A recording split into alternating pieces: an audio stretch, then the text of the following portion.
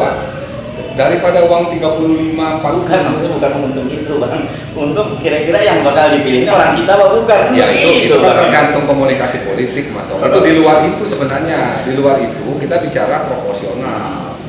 Bukan bicara kepentingan ANSI, ini kan menyangkut bangsa dan negara.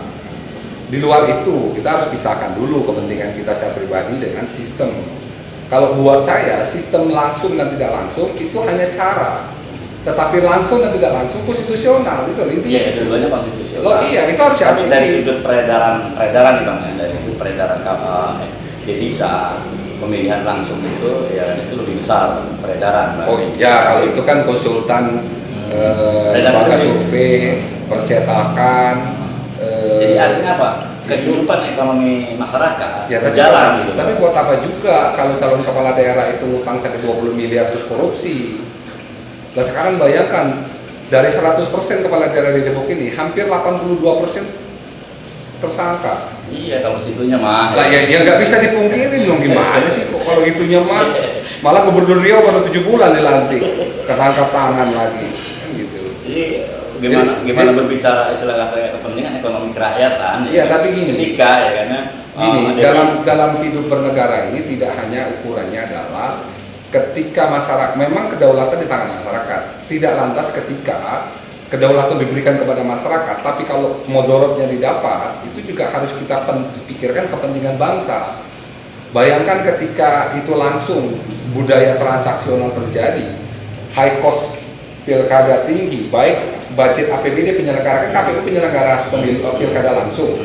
Anda bayangkan penyelenggara pilkada kemarin kan hampir 30 miliar, sekarang butuhnya 45 miliar, anggap aja 40 miliar. Itu hilang satu sesi dalam rangka mencari calon kepala daerah. Di satu sisi kandidat tentu pakai biaya. Nah, bayangkan ketika proses biaya masing-masing kandidat itu tinggi, lantas dia terpilih menjadi kepala daerah, yang dipikirkan di otak dia hanya mengembalikan uang dia yang hilang, maka nothing, hanya gugur dalam proses demokrasi, dipilih langsung tapi tidak substansial. Kenapa? Karena tidak mungkin dia akan berpikir kepentingan publik secara hakiki ketika dia memikirkan uangnya kembali. Maka dia masuk wilayah-wilayah penyalahgunaan kewenangan, KKN dan sebagainya. Tetapi kalau dia dipilih dengan tanpa harus mengeluarkan katakanlah biaya besar dan dia dipilih, maka dia lebih fokus tentang bagaimana masyarakat terlibat. Itu kan bisa dibuat mekanismenya. Contoh, seorang calon wali kota dan wakil wali kota yang akan diusung oleh partai politik peserta pemilu itu harus dilakukan uji publik katakanlah kan tentang konsep visi misinya. Lantas DPRD meminta jaminan kepada wali kota terpilih untuk membangun sebuah mekanisme komunikasi, tidak hanya musrembang. Musrembang itu kan warisan Orde Baru. Ada nggak mekanisme yang lain di luar musrembang untuk menampung potensial masyarakat Depok itu memberikan kontribusi pemikiran, termasuk melakukan otokritik kepada pemerintah? Apakah kita bikin PO Box sekian ribu atau kita bikin handphone nomor telepon tanpa biaya, atau kita bikinkan sebuah layanan internet yang mereka bisa memberikan masukan, kita bikin modem yang bisa mengklasifikasikan usulan dan saran dari publik itu dengan masing-masing kebutuhan, dan itu bagian selain musrembang, itu juga bagian yang harus dijadikan konsentrasi oleh pemerintah dan dewan dalam rangka menyusun APBD. Di samping kita mencantol kepada RPJMD wali kota terpilih. Nah, supaya masyarakat mengusulkan itu tidak salah sasaran, tentu transparansi tentang arah pembangunan Depok ke depan melalui Perda RPMC itu wajib dipahami oleh masyarakat. Contoh, jika kita pengen menjadikan Depok ini 5 tahun ke depan, contoh kita pengen membangun sebuah rumah dalam 5 tahun ke depan, tentu kalau kita membangun atap dulu kan orang protes tuh, menaruh di mana atap itu, fondasinya belum ada kok. Tentu tahun pertama bangun fondasi kan, tahun kedua bangun badan rumah, tahun ketiga bangun rangka atas, tahun kelima bisa bangun konstruksi atap, tahun keempat, tahun kelima bisa atapnya. Nah, masyarakat kan bisa berpartisipasi. Ketika tahun pertama kita bangun fondasi, maka semua stakeholder, tidak hanya pemerintah, itu fokus ke fondasi rumah. Jangan dia coba-coba bicara genteng karena belum fasenya. Fase genteng itu fase mungkin 4-5 tahun ke depan. Nah, transparansi. Ini kalau umpamanya RPJMD memang dimiliki oleh sebuah kota, Bang. Ya kan? Ya tentunya kan RPJMD itu kan janjinya kepala daerah dalam kampanye, dalam undang-undang 3 bulan sebelum 3 bulan setelah dia diambil sumpah paling lambat itu janjinya harus diperdakan melalui Perda RPJMD. Kenapa istilahnya birokrat itu yang abang bilang tadi rata-rata korupsi kan gitu kan? Ya. Itu karena fungsi pengawasan dewan nggak jalan, ya kan? Ya. Artinya ada istilahnya celah lain ya yang mendukung mereka bisa korupsi. Ya sebenarnya gini, korupsi itu kan bisa disebabkan oleh mentalitas. Sumber daya manusianya bermental korup, itu satu. Yang kedua, memang sistem yang dibuat itu membuat ruang korup.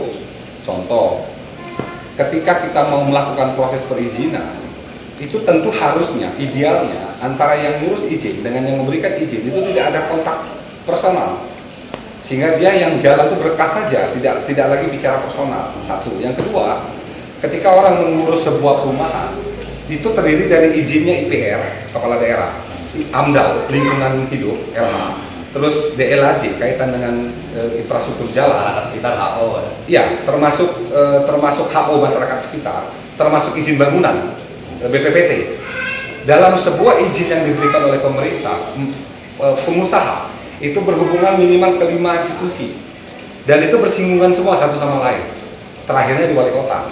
Nah, lembaga BPPT sebagai lembaga satu atap itu menjadi rumah saja, tapi praktiknya kan tetap meja itu kan jalan. Ya. Nah, ini kan menimbulkan panjangnya sistem birokrasi perizinan. Yang pertama, yang kedua membuat peluang adanya pungutan liar, Mengenakan biaya. di luar dari pungutan formal. Nah, kalau kita contoh, katakanlah Jemberana. Kalau kita lihat orang ngurus ruko, satu ruko dengan ukuran nota keuangannya, notanya itu 1 meter persegi kali sekian, kalau 1 atau 2 lantai.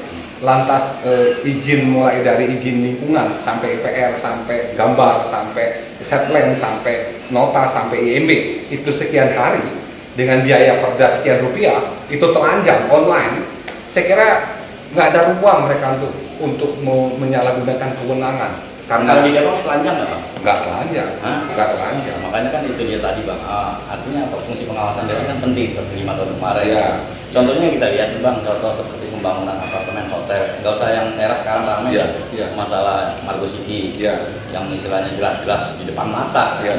Itu jelas 40%, 60% dari lahan terbuka hijaunya nggak ada. Iya. Tapi kan didiamin aja, Iya. gitu, Bang. Nah, artinya mungkin misalnya abang membawa ini juga menjadi masalah RPJMD Jawa Barat kan gitu, Bang. Iya ya. Ya, tentu izin yang diberikan oleh dinas terkait itu mengacu kepada RPJMP dan RPJMD daerah dan Perda Tata Ruang.